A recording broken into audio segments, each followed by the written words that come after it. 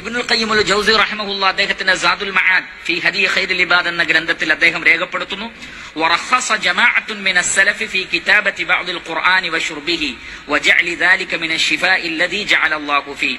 സലഫുകളിൽപ്പെട്ട വലിയ ഒരു സംഘം ആളുകൾ പരിശുദ്ധ ഖുർആൻ എഴുതിക്കൊണ്ടോ അതല്ലെങ്കിൽ പരിശുദ്ധ ഖുർആനിലെ ചില വചനങ്ങൾ വെള്ളത്തിൽ എഴുതിക്കൊണ്ട് വശുർബിഹി അത് കുടിക്കുക, അതല്ലെങ്കിൽ അതിലേക്ക് ഊതിയിട്ട് കുടിക്കുക, വജഅലി ദാലിക മിനശ് ശിഫാഇ അല്ലദീ ജഅല അല്ലാഹു ഫീ, അത് അല്ലാഹു സുബ്ഹാനഹു തആല ഏർപ്പാടാക്കിയ ശിഫയിൽ അവർ ഉൾപ്പെടുത്തിയതായി കാണാൻ സാധിക്കും.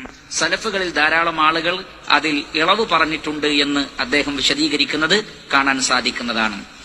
അതേപോലെ തന്നെ സൗദി അറേബ്യയിലെ മുൻ grand മുഫ്തിയായിരുന്ന സമാഹത്തു Sheikh Muhammad bin Ibrahim aloo Sheikh റഹിമഹുല്ലാ, അദ്ദേഹത്തോട് ഇതുമായി ബന്ധപ്പെട്ട് ചോദിക്കപ്പെട്ടപ്പോൾ അദ്ദേഹം പറഞ്ഞത് എന്തിനെ കുറിച്ചാണ് ചോദിച്ചത്? അനിൻ നഫസ് ഫിൽ മാഇ സുമ്മ യസ്ഖാഹുൽ മരീദ് ഇസ്തിശ്ഫാ ബിരീഖി ദാലിക നാഫിസ് വമാ അലാ ലിസാനിഹി ഹീനഇദിൻ മിൻ ദിക്രില്ലാഹി തആല ഔ ഷൈഇൻ മിൻ അദ്ദിക്രി കആയത്തിൻ മിനൽ ഖുർആനി ഔ നഹ്വി ദാലിക്.